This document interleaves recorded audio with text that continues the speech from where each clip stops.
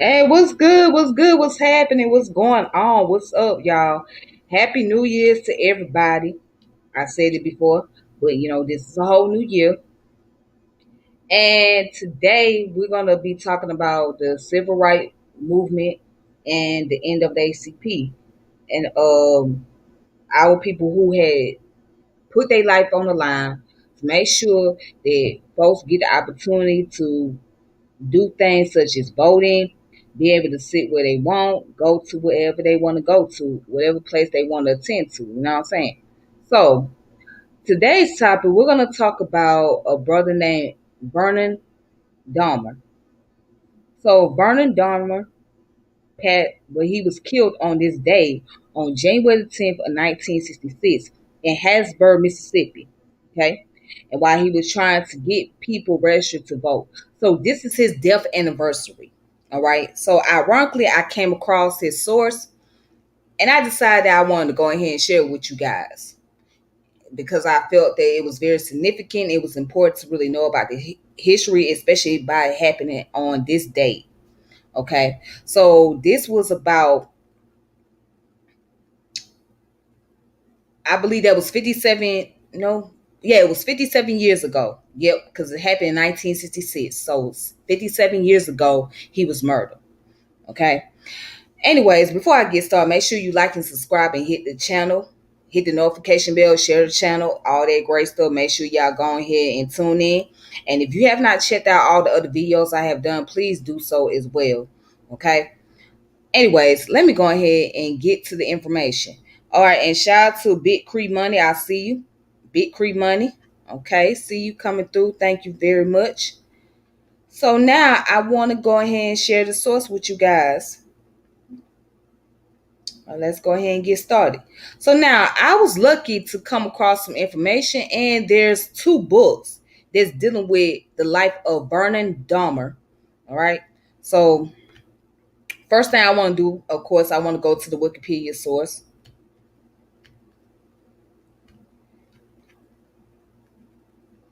So as you can see right here, according to this information, that's the picture of him.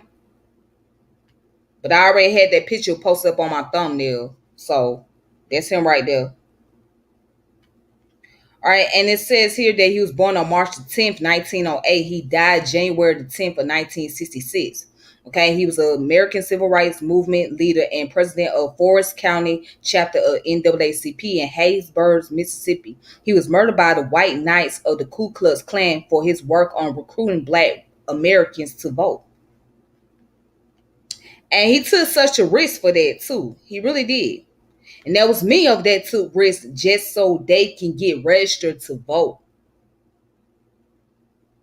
In a place like Mississippi at that time, you better watch your bag. If you was trying to get to the polls and try to get things on the ballot as a black person, you better look over your shoulders because your life was in serious danger if you was going to ever try to cross that line and challenge the white society. I mean, the folks in Mississippi at that time period had rougher than anybody else in the South. It between Mississippi and Alabama. Those two states alone, they had it. The black people in those two states had it rough than anybody else in the South. They dealt with the harsh Jim Crow laws in those areas. They dealt with a lot of lynching. So those people really had their life put on the line. Their lives was at risk. Compared to places like Tennessee, Georgia, Florida, South Carolina, Mississippi, and Alabama, black people was really at a major risk, man. It was just that scary. It was a nightmare, especially if you was from Mississippi. It was such a nightmare to be a black person coming up in that area because it was so much practice of the Ku Klux Klans. And the dominance of the white society, they did not really want to integrate. They did not want to do anything. They wanted to maintain control as much as possible and keep the people that they felt like that was beneath them under oppression at all times. So yeah, Mississippi has a very dark history when it comes to Jim Crow. But let's go ahead and continue. So Vernon Dahmer was born on March the 10th of 1908 in Kelly Settlement, Forest County, Mississippi, to Ellen Luvina and George Washington Dahmer. George Dahmer, whose parents were German immigrants from Hazy, I don't know how you say that, but anyway, they was German immigrants, right, and was known as an honest, hardworking farmer of integrity. Vernon's mother, Ellen, was of mixed race. Her father, Warren Kelly, was of mixed ancestry, the son of mulatto Green H. Kelly, ultimately descended from John Kelly, a white settler, and her mother, Henrietta, was biracial, born out of wedlock to a white slave owner and one of his slaves, and given to be raised by a black family, the McCombs. His cousin, Iola Williams, became the first African American member of the St. Jose, California City Council in 1979. All right.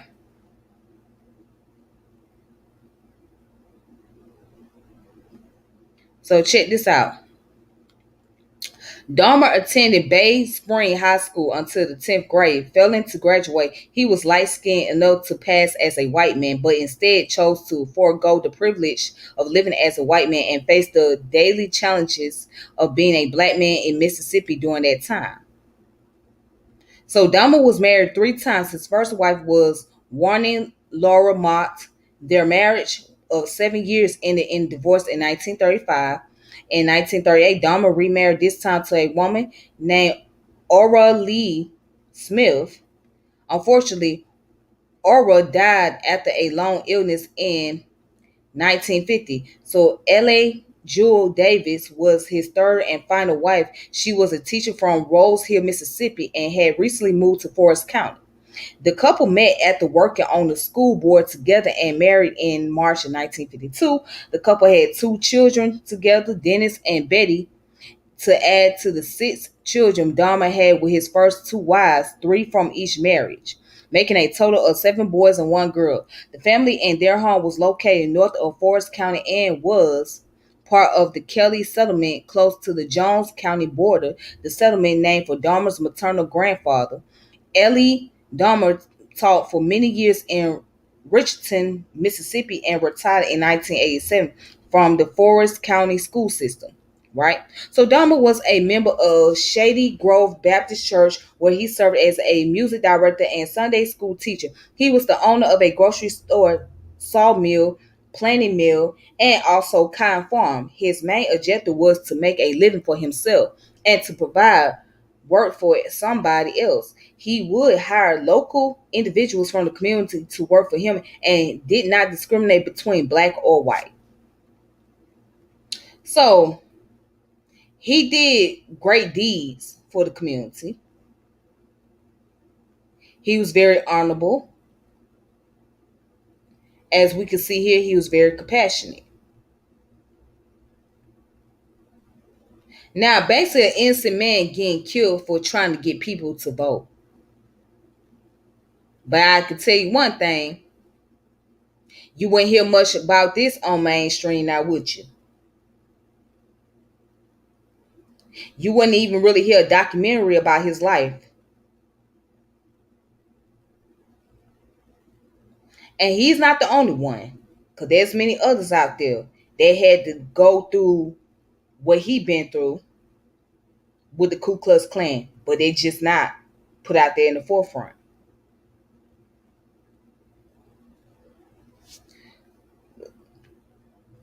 Let's just go ahead. Let's continue. Let's see what else we can find. So, during the civil rights movement, Dahmer served 2 terms as president of the Forest County chapter of National Association for the Advancement of Colored People and led voter registration drives in the 1960s.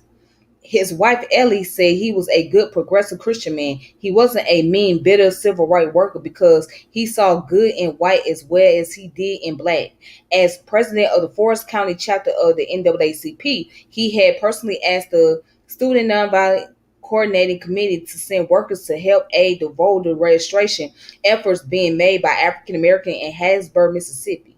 So SNCC had sent two workers, Curtis Hayes and Hollis Watkins, to Hattiesburg. That at the calling NAA, or excuse me, that at the calling to SNCC to help aid the efforts made by the NAACP would eventually cost him his NAACP presidency. And goes on to say that so in 1949, Dahmer was in the process of making out his new registration card when Luther Cox denied his attempts to re-register. Luther Cox was the authority figure in charge of registered voters in Forest County and was a white segregationist. So Cox would only authorize a registration of a black person if they could answer the question, how many bubbles are in a bar of soap? Now that was a stupid question. But in 1950s, 15 leaders of Forest County's black community, including Dahmer, filed a lawsuit against Cox for his administration of the voting laws preliminary injunction. 12 years later, in March of 1962, the preliminary injunction was in motion of being viewed by the court of law. Dahmer had testified in court against Luther Cox, and his testimony helped demonstrate the pattern of discrimination in the county. Now, so could that be the reason why this led up to his murder? Because he filed a lawsuit against someone for discrimination. And as you can see, the question was how many bubbles is in the soap. Now that's one stupid question, right? Because you don't really count how many bubbles in the soap, right? You just use the soap to wash your body up. But that was the white folks' way of being clever and try to control and, and manipulate black people and try to play on black people's intelligence. So that was a way of doing that, just to make things very difficult. So the question becomes, well, was this the reason why this man ended up getting killed? Because he filed a lawsuit. So basically, he challenged the white supremacy by taking it to court. What's up, young dub? How you doing? What's up? What's going on with you? Let's go. Let's get to it. All right. But anyways, it goes on saying in the 1950s, Dahmer and Medgar Evers founded a youth NAACP chapter in Hattiesburg. The student chapter did not last longer than a year. Dahmer continued to be supportive of the SNCC throughout the civil rights movement. Dahmer's farm quickly became a home away from home for SNCC volunteers. The farm was also used for registration projects and helped employ the committee volunteers. Dahmer was also working closely with the Coalition for Free and Open Election and the Delta Ministry. Dahmer kept a voter registration book in his grocery store in the late 1965 to make it easier for blacks to register. Dahmer also made a public service announcement over the radio stating that he would help the local African American population pay a poll tax for the right to vote if they could not afford to do so themselves. His mantra was, if you don't vote, you don't count. And those words, which he repeated on his deathbed, were used as his epitaph. What's it? Epitaph? Yeah, epitaph. So basically, that was his final words. Pretty much, if you don't vote, you don't count. Now, regardless of how we may feel about voting, for those of us, but at that time, for the black people, especially in Mississippi, they felt they was so necessary to vote, so necessary to get your voice heard, only because of the things they were dealing with.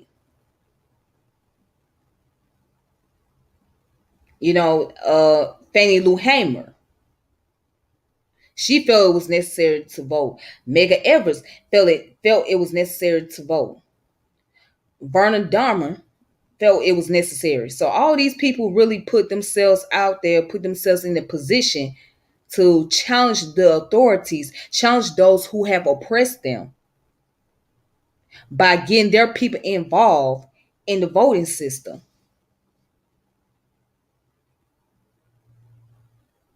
Now again, we look at it today as, well, what good is voting?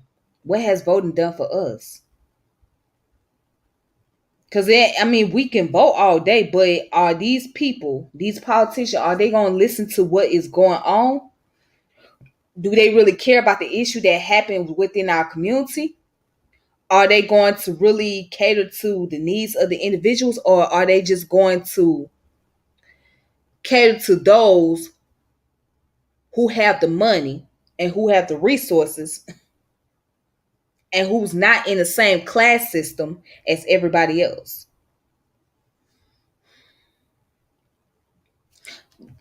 Now, let's go down to the bottom. So it goes on to say the Dahmers had been sleeping in shifts because they had been receiving numerous death threats throughout the year. The Dahmers also kept a shotgun by the nightstand, and they were willing to use it in case they heard gunshots and need to return fire. And they always kept the curtains tightly drawn at night in order to make it harder for night riders to see into their home. So on January the 10th of 1966, the Dahmer home was attacked by the White Knights of the Ku Klux Klan. The family woke to the sound of a shotgun being discharged and the sound of gas jugs being thrown through the windows. As Ellie went to grab the children, the house erupted into fire. Dahmer returned fire from inside the house in order to try and distract the Klansmen while he helped hand Betty down to Ellie. He was able to leave his burning home, but he was seriously burned from the waist up. Betty's arm was also severely burnt. The Dahmer's home, grocery store, and car were all destroyed in the fire. Dahmer was taken to the hospital, but he died of smoke and inhalation, and his lungs were also severely burned. Before he died, Dahmer told a local news reporter, "I've been active in trying to get people to register to vote. People who don't vote are deadbeats on the state. I figure a man needs to do his own thinking. What happened to us last night can happen to anyone, white or black. At one time, I didn't think so, but now I've changed my mind." Mm. Then it goes on to say that the Chamber of Commerce under Bob Beach and William Carey College President Dr. Ralph Noonkister led a community effort to rebuild the Dahmer's home. Local and state businesses such as the Masonite Corporation, Alexander Materials, and Firestone Building Materials donated materials. Local unions donated their services, and students from the University of Southern Mississippi volunteered by doing unskilled labor. So Bob Beach's second priority was to provide college funds to Dahmer's school-aged children. Four of Dahmer's sons were serving in the United States military, but they left their posts in order to help bury their father and reconstruct their family's home. So the authority indicted 14 men. Most of them had Ku Klux Klan connections, so they could be tried for attack on the Dahmer's home. 13 of the men were brought to trial. 8 of them were brought to trial on arson and murder charges. 4 of the men were convicted, and Billy Roy Pitts, who had dropped his gun at the crime scene, entered a guilty plea, and his gun was turned in as a state evidence. Billy only served 3 years of his federal prison sentence. However, 3 out of the 4 men who were convicted were pardoned within 4 years. In addition, 11 of the defendants were tried on federal charges of conspiracy to intimidate Dahmer because of his civil rights activities. So former Ku Klux Klan Imperial Wizard Sam Bowers, who was believed to have ordered the murder, was tried 4 times, and each time he invoked the Fifth Amendment. Each trial ended in a mistrial. So 25 years later, after the murder of Vernon Dahmer and the assault on his family, the case was reopened by the state of Mississippi. The case lasted 7 years and ended with the conviction and sentencing to life in prison of Imperial Wizard Burroughs in 1998. So Bowles died in the Mississippi State Penitentiary on November the 5th of 2006 at the age of 82. All right, so it talks about the honor and recognition. So after his death, a street and park in Hattiesburg were both named in his honor. So on July the 26th of 1986, memorial to Dahmer was also dedicated at the park. So his widow was elected election commissioner of District 2, Forest County. For more than a decade, she served in this position supported by black and white residents in the same district where her husband was killed for his voting rights advocacy. So on January the 8th of 2016, the Mississippi State Legislature honored the civil rights leader by designated January the 10th Vernon Dahmer Day, a commemoration ceremony which was attended by Dahmer's widow and family was held in Hattiesburg on the 50th anniversary of his death. Today, his family still attends the Shady Grove Baptist Church, and its members are also very active in the community. So, in January 2020, a bronze statue of Dahmer was erected in front of the Forest County Courthouse. All right. All right, so that's all the information on here. If you guys want to read it up for yourself, you can look up more into this. My thing is, well, what about a lawsuit? What about a lawsuit against those Ku Klux Klan who had killed this man and injured the family? That's what I want to know. I mean, you could put up the statues, you can give all the monuments, but that's not going to erase the horrific memories that this family had to deal with.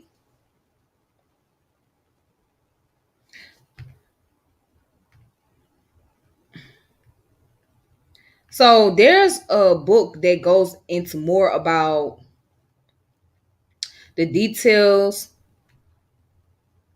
of the civil rights movement and the voting rights. So here it's called Free at Last, a history of civil rights movement and those who died in the struggle, right, by Sarah Bullard. So I'm about to go ahead and post it up for you guys. Hold on one moment.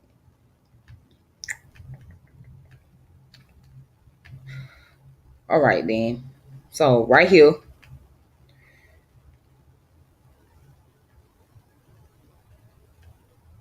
Now let me turn to page 30.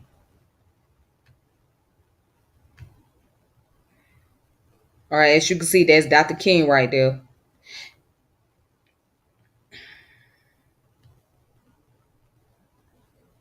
All right, so fighting for the ballot. So it said, despite the elaborate restriction designated to keep blacks from voting in the South, many risked their lives to vote. It was not until 1965, after a violent freedom summer, that black Southerners won full voting rights. Okay.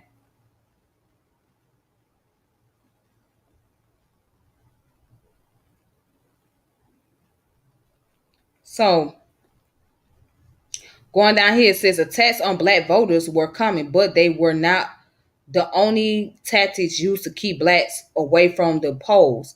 State legislators had more sophisticated tools until the mid 1960s. Most southern states had laws requiring voters to pay poll taxes, pass literacy tests, or read and interpret any section of the state constitution. Registers applied the test unequally. Blacks were rejected for mispronouncing a word, while whites were approved who could not read at all. At the whim of local officials, voting lists could be purged of unqualified voters. In four Louisiana parishes between 1961 and 1963, 90% of registered black voters were taken off the rolls, while only a handful of whites were removed. So whites also used economic weapons against black voters. A voter registration worker in Southwest Georgia wrote in 1963 that any black person who works for a white man in Terrell County and registers to vote can expect to lose his job. Others were denied loans or had their rents doubled to make the job of the voter intimidation easier. Mississippi newspaper printed the names of all the voter applicants. So one of the cruelest official action against black voters was the food cut off in LaFleur County, Mississippi, in the winter of 1962 in retaliation in retaliation for an intense voter registration drive.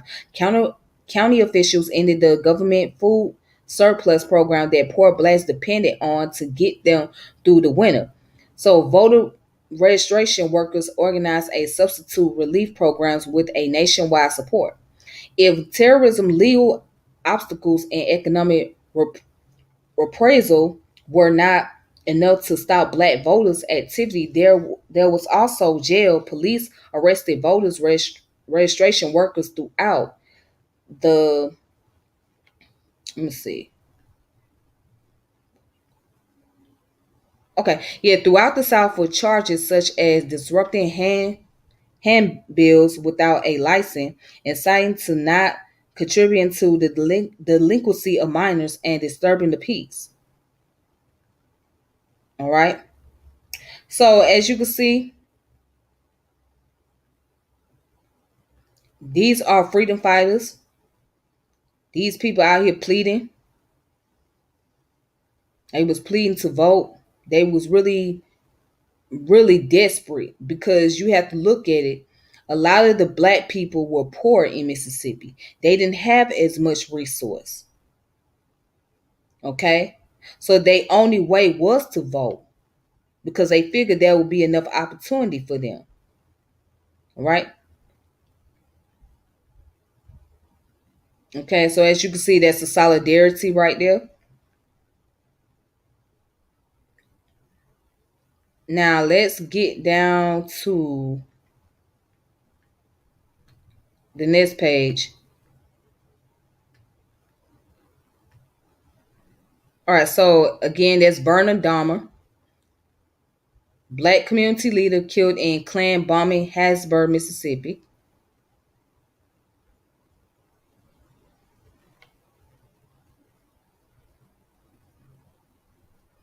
Ooh, now the picture is pretty graphic, so I apologize if you guys happen to see this picture, but it's pretty graphic. But yeah, that's him right there laying in the hospital bed. All right, so yeah, it's a very gruesome picture. Okay, but let me go ahead and go past that. So it says community response, right?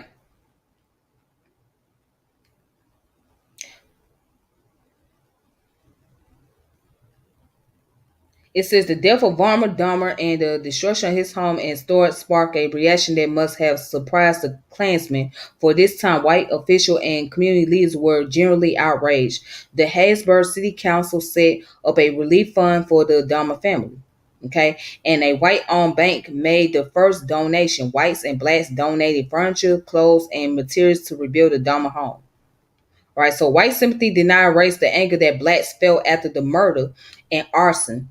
A memorial march for Dahmer nearly exploded when demonstrators and police officers got into a push match.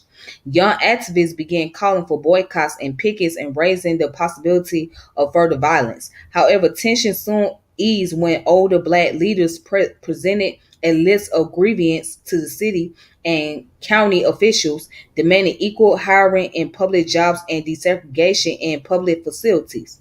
So, wanting to maintain peace in the aftermath of tragedy, the official began to make reforms based on the list of grievances. All right, so Dahmer's murder triggered another unexpected response. The federal government, which had shown reluctance in earlier civil rights cases, reacted this time with speed and determination. So President Lyndon Johnson sent a telegram to Dahmer's widow, Ellie, praised her husband's civil rights activity. His work was in the best tradition of a democracy, helping his fellow citizens register and vote. His family can be justly proud as his work was a fine example of good citizenship. So Johnson ordered an immediate FBI investigation, which was to last more than 2 months. 14 Klansmen were eventually charged with arson and murder. All right. So again, it talks about the White Knights. We already I already went through that. So, but Let's see. It says lawyers for the U.S. Department, U.S. Justice Department dissatisfied with the mixed verdicts in Dahmer case, filed new charges against 11 other defendants for violating the 1965 Voting Rights Act. A federal jury acquitted three other defendants and could reach no verdict for the remaining seven. So the trials in the Dahmer case took place over several years, although they did not result in jail terms for every accused Klansman. They explored the brutality of the white knights in Mississippi. Finally, crippled by congressional inquiries, lengthy FBI probes, and the convention of Boyers, the most violent Klan group in the South, fell into disarray. Okay, so again, this seemed like a great book. I would recommend people to get it. If you guys want to read more about the civil rights and the Voting Rights Act. So the title of the book is Free at Last: History of Civil Rights Movement and Those Who Died in the Struggle. All right. By Sarah Bullard. Introduction by Julian Bond. All right. So you can go on this website, which is archive.org, and you can just uh, get the book and check it out for yourself. You can check it out online, or you can purchase the book. Yeah, you can actually purchase this book if you want to, but archive.org is the best website where they have a lot of source, a lot of great information.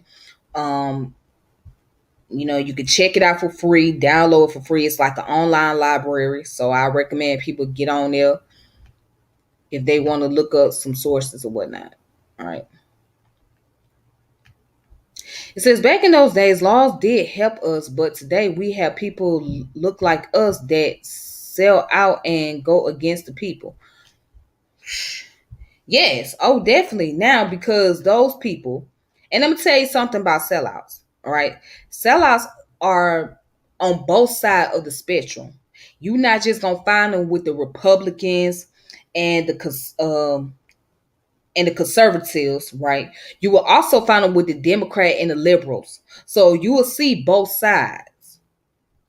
So it's funny when you hear the left criticize the right, but when we talk about house Negroes, right, it's not just with those who are on the white wing or those who are the conservatives or that's Republican, however they identify themselves on that level, but also those who are on the left. So it's tricky. You know what I'm saying? So the people that you admire the most and that you vote into office thinking that they gonna really put your needs first and really focus on the community issues, etc. Those people, 9 times out of 10, they tend to not care. They only tell you things just to get your vote. They're going to cater to those that's in the middle class community and in the upper class community. And oftentimes they cater to the celebrities more than they do with anybody else.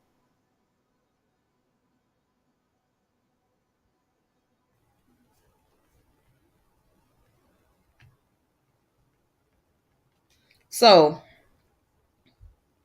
so yes, I do agree that those laws did help back in the day, but now, a lot of people have given up on hope on voting. You know what I'm saying? There's people that has given up hope on voting. And if it's not for the celebrities and their music, you wouldn't be seeing too many other young folks out here voting. Because a lot of people don't feel like it's very beneficial. They feel like, well, what is the purpose if nothing gets done? And we still dealing with the same problem, the same issue that we've been going through for the longest. So we have to understand people logic. You can't really get mad at folks who don't want to vote because after all, what has been really done for our communities? What issue has been addressed? You have to look at those things. How did these issues go about being addressed by the politician?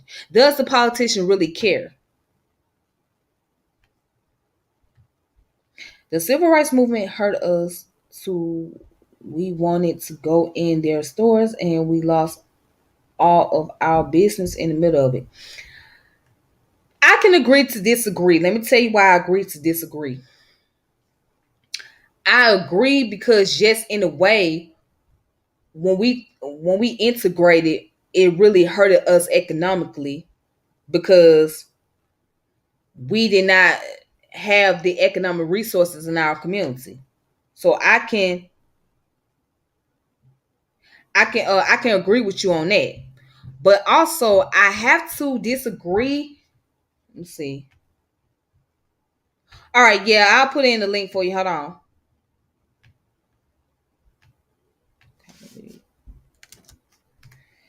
But I also have to disagree because in a way it really helped people to not go through the process of dealing with segregation, and it gave them more protection, right? As you mentioned earlier, those laws back in the day help us today. So the civil rights movement, the whole purpose was to really protect those who were considered as minority and who was being oppressed. I got somebody on here. Let me see what they want to say. What's going on? What's up, brother? What's up, sis? How you doing? I'm doing fine. What's going on? What's up? What do you want to say today? You got anything you want to add on? Share? Yes. Go ahead. What I would want people to learn about the NAACP is simply this. I want everyone to watch a documentary called Here I Stand by Paul Robeson. And I forget the timestamp, but what the what happens is you will learn about what the NAACP had did to Paul Robeson during the McCarthy era. What did they do to him? They had collaborated with the State Department to have him blackballed. Oh, really? Hmm. Wow. Hmm. You know what? I would have to do a topic about Paul Robeson one day because I did not know that. Wow. Um, these are the books that you should grab on Paul Robeson. Hmm. Uh, the first one you should grab, Slave Culture Slave culture. by Sterling Stuckey. Okay, hold on. Slave culture. Sterling Stuckey. Okay, I see it. Okay. Then you should grab Here I Stand, the autobiography of Paul Robeson. Okay, hold on. Let me type it in the comment section. Give me a moment. Wow, I never knew that. But you know, there was so many people that had a fallout with the NAACP. Even W.E.B. Du Bois himself ended up leaving it, and he was the co-founder of the NAACP. He ended up leaving, gone by his separate ways, and let them do whatever they wanted to do or however they wanted to do it. All right, so what's the other title of the book? Here I Stand, the autobiography of Paul Robeson.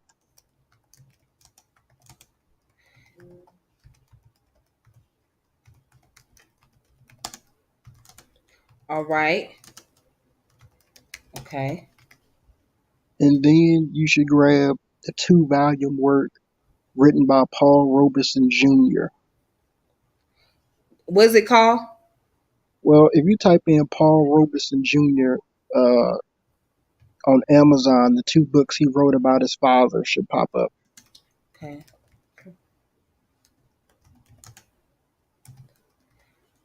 Okay, let me look it up right now.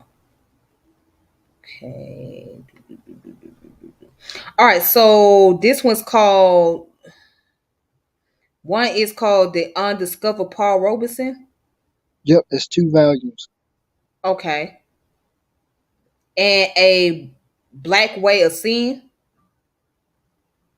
Well, if you click on Paul Robeson Jr., those two volumes should pop up.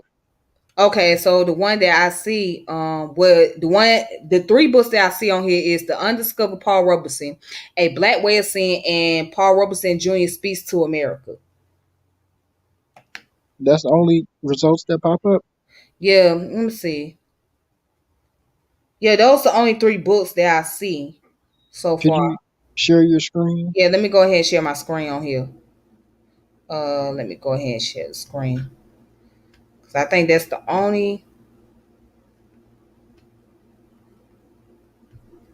Yeah, that's the only three. That's the only three that popped up.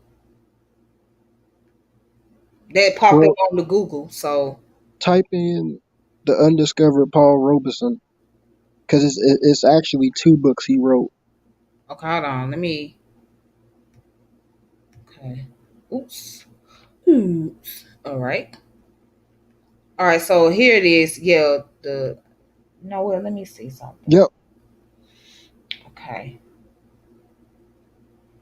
Okay. So right here on Amazon, if you guys can see my screen, the undiscovered Paul Robeson. So yeah, this is the book right here, and as a matter of fact, you can get it. The hardcover is $23.95, and the paperback is $20.86.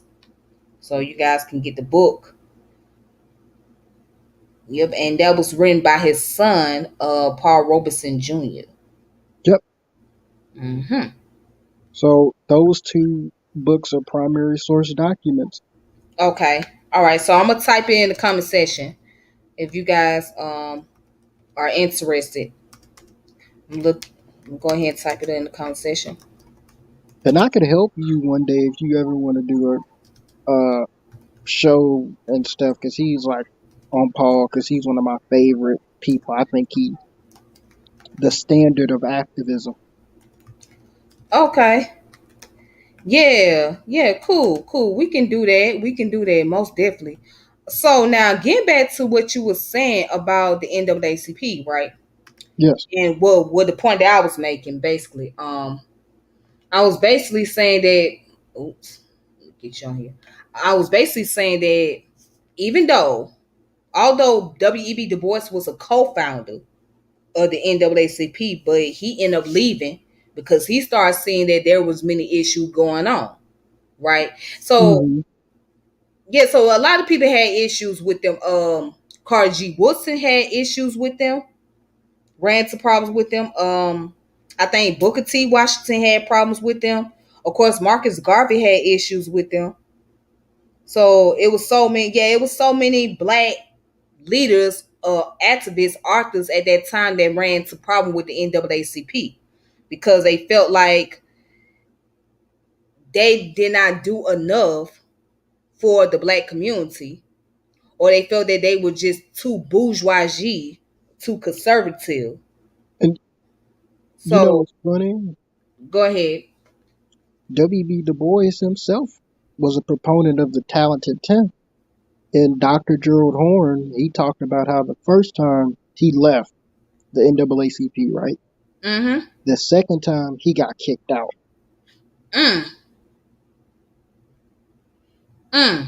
That's why Du Bois had, perished in exile in Ghana. Mm-hmm.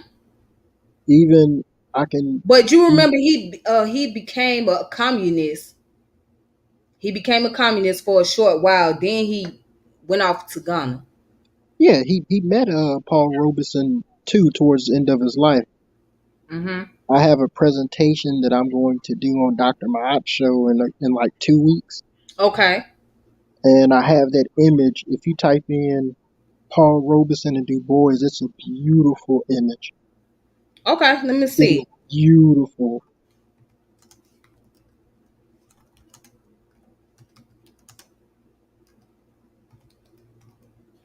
Okay, let me see. Let me see. Let me type the image. Put the image. Okay. So is it the one they standing next to each other? Are they shaking hands? Because that's the one I have in my press. Let's see. Let me go ahead and let me post this image up. Mm.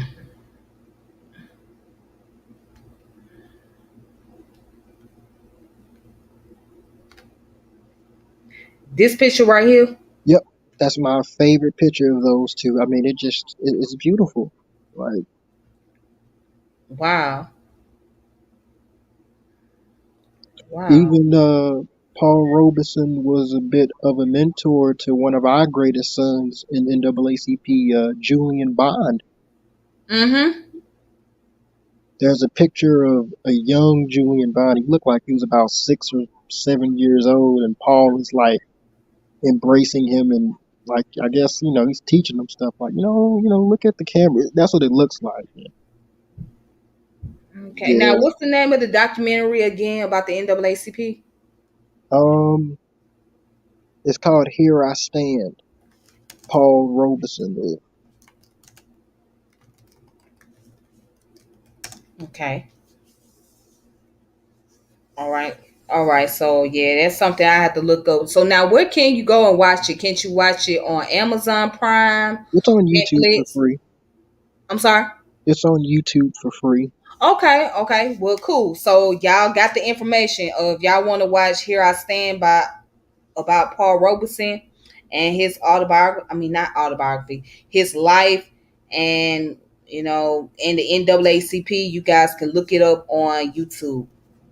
Even there's another documentary that I think people would like. It's called Negroes with Guns. Oh yeah, I remember that. I seen that documentary before. That was the one about Robert Williams, right? Yep, Yeah. All right. So Negroes with guns. with guns, and The NAACP even kicked him out. oh yeah, yeah, yeah, yeah, yeah. Because see, at that time they didn't. They was supposed to be non-violent, so they didn't believe in the concept of people carrying weapons, things like that. So yeah, and the NAACP wasn't the only one. I think Snickers also was also the same way too. They was the same way about people having weapons and being in the membership of the organization. So yeah, they was big on nonviolence. So they rather try to go about doing it in a way that they try to become reformists versus being revolutionary or radicalist. So they figure, well, if we do it in a way of bringing about some type of reform, where we can sit down with a politician and talk to them and be able to try to get some type of bill put out there, then everything will be good, and there's no need for violence. But There's even, oh, I'm sorry. I'm sorry. Go ahead. There's even another person that the NAACP had kicked out too. Who was that? Dr. Martin Luther King Jr. You know why they kicked him out? You know why he was basically isolated towards the last years of his life? I wonder why. He talked about the Vietnam War. Oh, okay. Yeah, that's something. You know what? And Dr. King's birthday is coming up. So that would be something to look into about him being kicked out of the NAACP. I don't recall ever come across that, but that's something I can look into closely. You know what I mean? Because now, since we're on the subject about Dr. King, it's like a lot of people don't really know about Dr. King himself, other than what has been taught as far as the narrative is concerned. And the main thing that we hear is the I Have a Dream speech, which is famous, but people don't really listen to that whole entire speech. The speech itself was really talking about police brutality. That's what he was talking about. He was addressing the issue about police brutality in this country. So, but people call up on the black boys and little girls coming together and not really knowing what the speech was really about. And he addressed many of the issues. He also talked about the two Americas. He also spoke on the Poor People Campaign, right? But what's interesting, Dr. King, being the fact that he came from a middle class family. No, he Okay. came from an upper class family. No, I thought it was No, he's no. he's upper class. He got his PhD at 19 years No, old. that was 15 years old because he went to Morehouse College. Yeah, he got his PhD from Morehouse College. But I could have sworn, well, probably upper middle class. Let's just say upper middle class for the sake of the argument. So he probably came from an upper middle class family. Yeah, I thought it was middle class, so it probably was upper middle class. But anyways, he came from a family where they pretty much, his father was the pastor, and his mother, she was involved in the church as well. So he had, he had resources, he had things that a lot of kids, in his race didn't really have, or they couldn't really afford that much. But when Dr.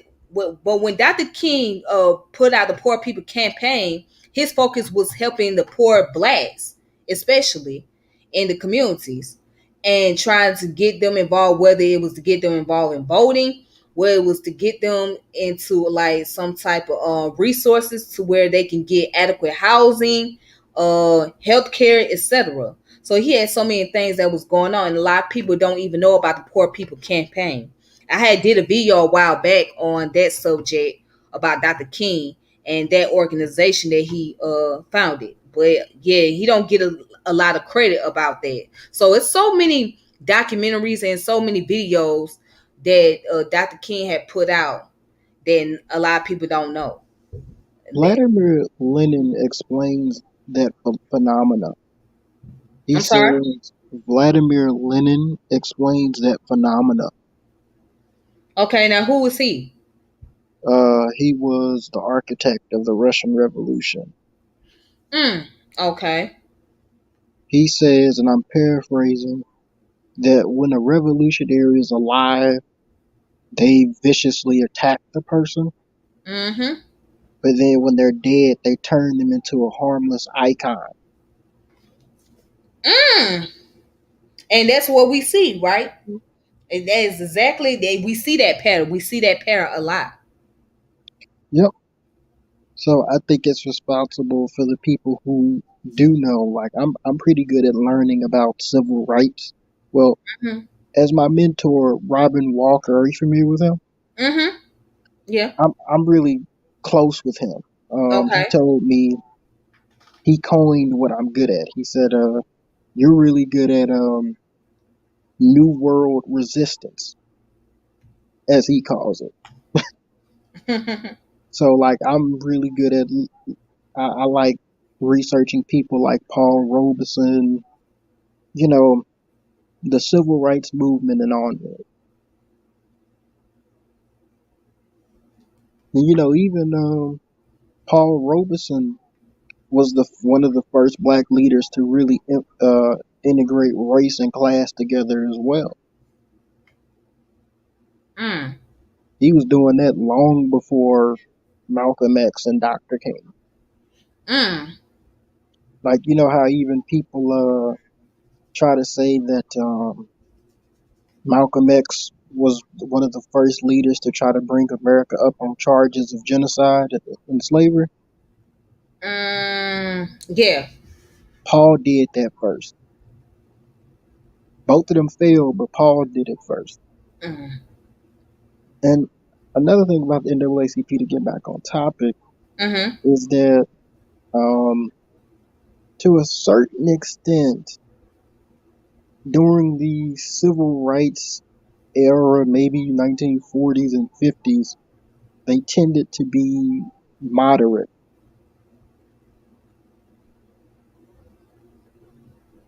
Okay.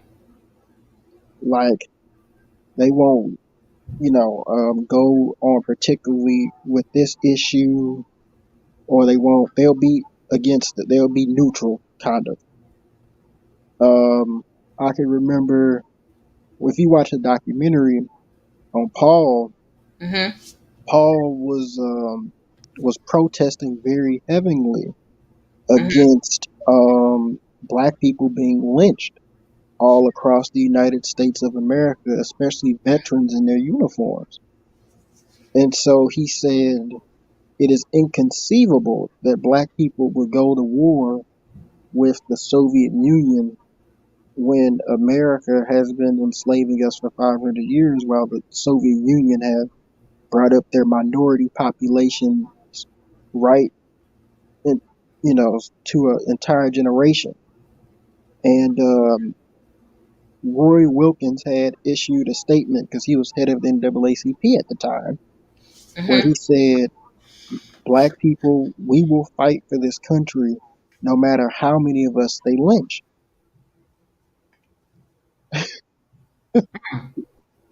So, yeah, and even another thing about the NAACP, which is interesting, Do you remember the black exploitation era? The who?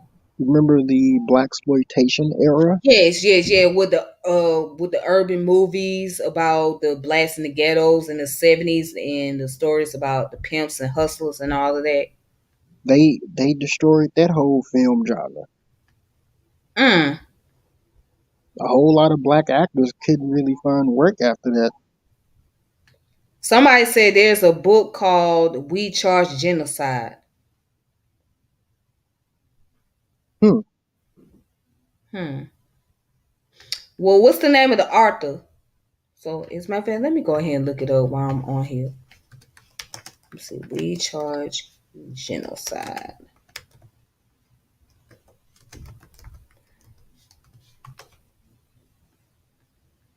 All right, let me see. Let me see if I can find the book. Okay, then. So this book is by William Lorenzo Patterson. Yeah. All right. So yeah. It's by William Lorenzo Patterson. Let me show you guys. All right. Thank you, Young Dub. I appreciate that. Yeah. So this book right here is called "We Charge Genocide." All right. Hmm. So yeah. All right. So it's by William Lorenzo. Yeah, Lorenzo Patterson. Loren.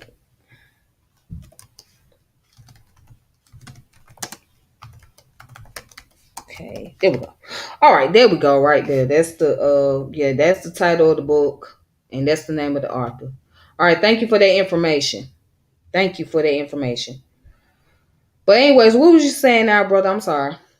Oh, I just, I always like, when it comes to history with me, right? Mm-hmm. I always like to talk about the information that no one knows about. Mm-hmm. I'm not saying this on some esoteric cult Bobby Hemmett type stuff. I'm just saying that like I can sort of tell, and this is something I'm probably gonna bring up on Dr. Maat's show because I love Paul Robeson so much as an activist and a scholar, is that I found that a lot of people tend to have a surface level understanding of the civil rights movement. Mm-hmm. Like I'll give someone because the first people they bring up is Malcolm X and Dr. King, Right. and then and I'll even be easy on this one, right? I'll be like, can you tell me who Bayard Rustin is? You know, but a lot of people don't even really know who he is. But that's another story of why people don't know who he is. But Mm-hmm. I just notice a lot of people have a surface level understanding of the civil rights era, and I just like to study the things that people generally don't know about that goes against the pedagogy. You know, Right. Right. I'm with you on that. Yeah, it's so much more to it than what has been taught to us. So, like you say, it's been on the surface level and not been on the level where we need to know in general. So, school is only going to teach you what they want you to know. The rest, you pretty much have to do the research on your own if you're very interested. right Mm-hmm. now I was like, well, no, this gonna kind of change the dynamic. But do you remember the question I posed though about Facebook? I Uh, don't remember. I'll have to recall that. You have to show that to me. It was basically, could you still be a Pan Africanist Oh, if okay. you Yeah, were? yeah, yeah, yeah, yeah, yeah, yeah. I just thought it'd change the whole dynamic of the show, so I just chose to leave that part alone. But Yeah. hmm, Oh yeah, go ahead. I'm listening. yeah, but I just want people to know about the other things about the NAACP that you know people don't necessarily like know about, like, because it seems like that they get I don't know, to a certain degree angel size and Mm. angelic size almost. You know, like I so it's just I want to bring out other stuff as well. Okay. I mean, Wow. NAACP, they have done some good things, but when they collaborated with the State Department to get Paul Robeson blackballed during the McCarthy period, that's something that it it it, it messes up the legacy to me.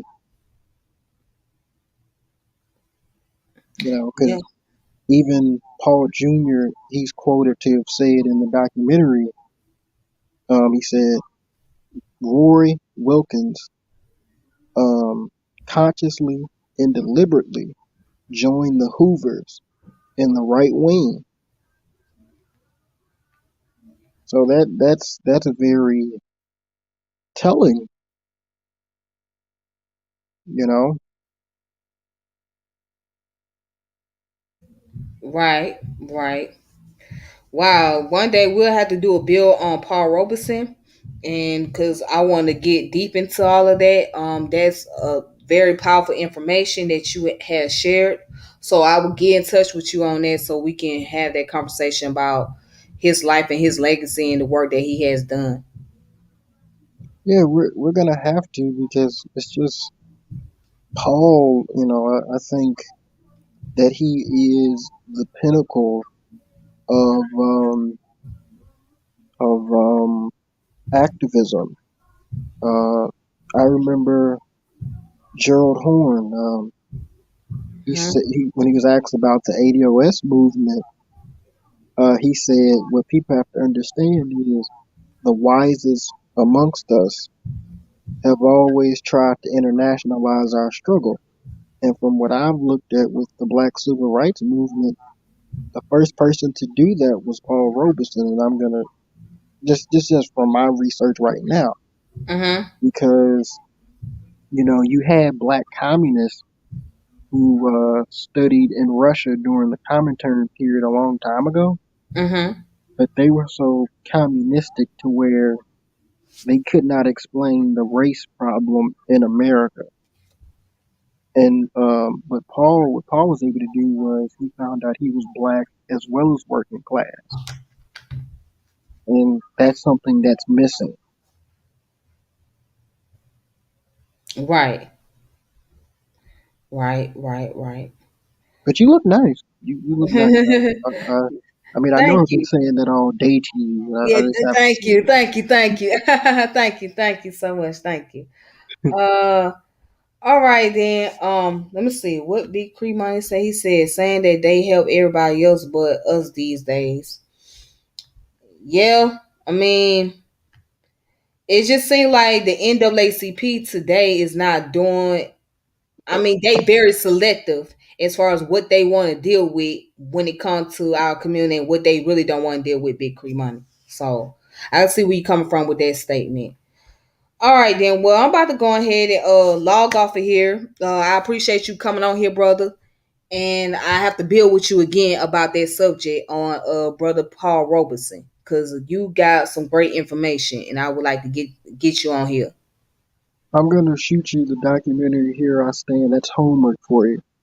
All right, then. Cool. Bet. All right, we'll just go ahead and we'll connect. We'll link up, and we'll go from there. All right, then. All right, then. All right, take it easy. All right. So, I hope you guys got that information. I mean, I hope you guys really enjoyed that a lot as much as I did. So, with that being said, y'all, please take it easy on yourselves. Please be safe. And until next time, peace and power and elevation be to all of you. So, this your girl Tiffany, and I'm logging off saying deuces. And I'll talk to y'all later. Thank y'all so much. All right. Thank you for tuning in. Thanks to everybody that subscribed to the channel. And let me see.